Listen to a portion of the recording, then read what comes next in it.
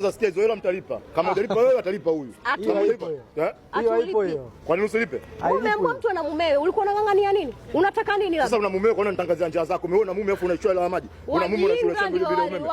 Kwa nini mjinga? Unamwona wewe? Huyu mwanamke wangu. Nimemtongoza.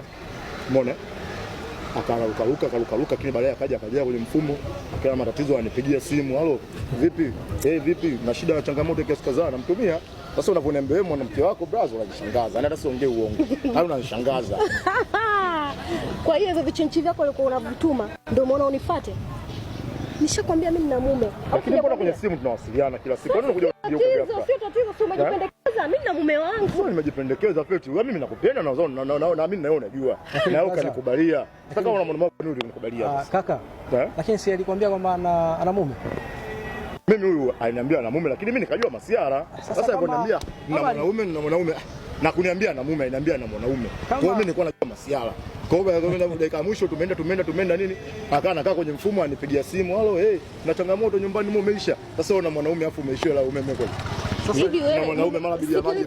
Baby nisikilize mume wangu. Hivi wewe nishakwambia nina mume wangu. Unang'ang'ania, unanitumia vichenchi vyako, unategemea nini? Unategemea nini? Si tumekula. Yaani na wewe ulikuwa unakula la zangu mimi. Sasa nifanyeje? Nifanyeje? Kama ulishaambiwa kwamba mtu ana mume. Sikia ngambia.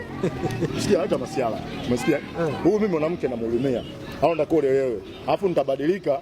Dakika mwisho utaanza kuniona kama mimi Aucho nikibadilika. Nataka leo. Sababu mimi naongea cheka unaona kama masiala, mimi nimetumia hela zangu nyingi bro.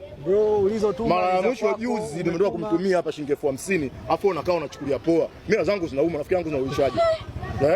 Yaani ubadilike kwa mke wangu. Mbona kama mtu anakula hela zangu? Wewe si mtu anakula hela zangu. Nilikuwa nakula na mume wangu.